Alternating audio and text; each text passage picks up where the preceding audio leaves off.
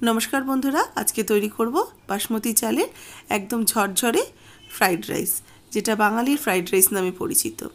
आजकेर এই fried rice दिए किन्तु निरामिष जे कोनो पनिरेर रेसिपि किंबा चिकेन आलुर दम এই सब किछु दिए खेते पारेन। निरामिष बा आमिष सब किछुर साथेई भालो लागबे এই फ्राइड राइस खेते। बासमती चालटा आगे থেকে ভিজিয়ে রেখে ভালো করে তৈরি করে নিয়েছি। রান্না করে এটাকে ঠান্ডা করে রেখে দিয়েছি। ঠান্ডা না করলে কিন্তু এইভাবে এটা করা যাবে না।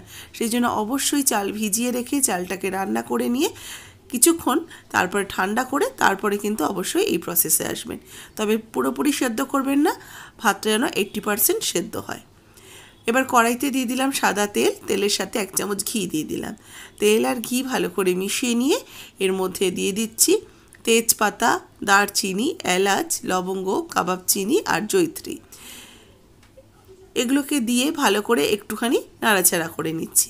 এই গোটা গরম মশলাগুলো থেকে বেশ একটা ভাজার ফ্লেভার আসবে। কিছুক্ষণ হালকা ভাজা করে নিয়ে দিয়ে দেবো আদা ছাঁচা। আদাটাকে গ্রেটারে গ্রেট করে নিয়েছি, সেটা দিয়ে দিলাম। দিয়ে দিচ্ছি 1 মুঠো কাজু আর কিশমিশ। কাজু, কিশমিশ আর আদা বাটাটাকে ভালো করে একটু মিক্সড করে ভাজতে থাকবো।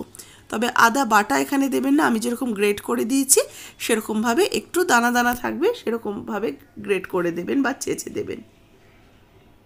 কাজু কিশমিশ আদাটা যখন একটু ফ্রাই হয়ে যাবে দিয়ে দেবো কেটে রাখা বিনস, গাজর আর কাঁচা লঙ্কা।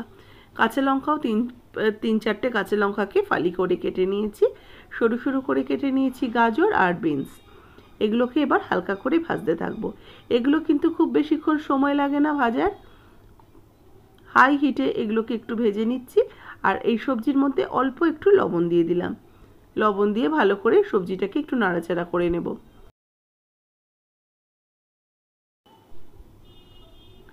সবজি ভাজা হয়ে গেলে দিয়ে দিচ্ছি তৈরি করে রাখা ভাত। ভাতটাকে অবশ্যই কিন্তু জলটাকে ঝরিয়ে নিয়ে একটু ঠান্ডা করে নেবেন। ভাত হয়ে যাওয়ার পর ঠান্ডা করে নেওয়া ভাতটা দিয়ে দিলাম। এবার এর মধ্যে দিয়ে দেবো প্রথমে গোলমরিচের গুঁড়ো 1 টিস্পুন।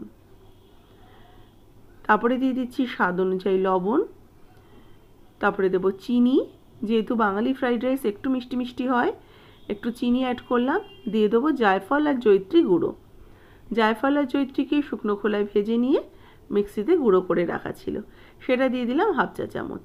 এবার সমস্ত উপকরণগুলোকে একসাথে ভাতের সাথে মিশিয়ে নেব। এইভাবে ফ্রাইড রাইস বাড়িতে একদিন করে দেখবেন। আমিষ নিরামিষ যে কোনো কিছুর সাথে খুব ভালো লাগে আর এতটাই ঝরঝরে হয়, খেতেও কিন্তু বেশ সুন্দর লাগবে। ভাত দেখেই বুঝতে পারছেন ভাত কতটা ঝরঝরে হয়েছে। তবে বেশি নাড়াচাড়া করলে ভাত ভেঙে যাবে, সেই জন্য আমি কিন্তু সবজিটাকে ভালো করে একটু মিশিয়ে নিচ্ছি। মিশিয়ে নিয়ে আর বেশিক্ষণ নাড়াচাড়া করব না।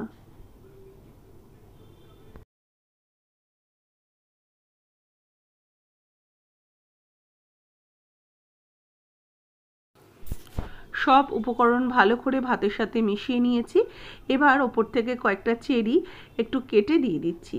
চেরিটা কিন্তু খেতে বেশ ভালো লাগে, মুখে পড়লে একটু টক মিষ্টি স্বাদ আসে, সেই কারণে অল্প একটু চেরি অ্যাড করলাম। আপনারা চাইলে এটা নাও দিতে পারেন, তবে চেরি দিলে কিন্তু খেতে বেশ ভালো লাগে। এবার দেখুন ব্যাস হয়ে গেছে এটা আমার তৈরি। এবার নামিয়ে সার্ভ করে নেব। গরম গরম বাঙালির ভেজ ফ্রাইড রাইস একদম তৈরি। রেসিপি কেমন লাগলো অবশ্যই জানাবেন। ভালো লাগলে লাইক শেয়ার করবেন। যারা নতুন দেখছেন আমার চ্যানেলকে সাবস্ক্রাইব করে পাশে থাকা বেল আইকনটা প্রেস করে দেবেন। যারা ফেসবুক পেজ থেকে দেখছেন পেজটাকে অবশ্যই করে ফলো করবেন। রেসিপিটাতে একটা লাইক দিয়ে দেবেন। আর কেমন লাগলো আজকের এই চেরি দিয়ে ফ্রাইড রাইস অবশ্যই জানাতে ভুলবেন না। ভালো লাগলে লাইক করে দেবেন, শেয়ার করবেন প্রচুর প্রচুর করে।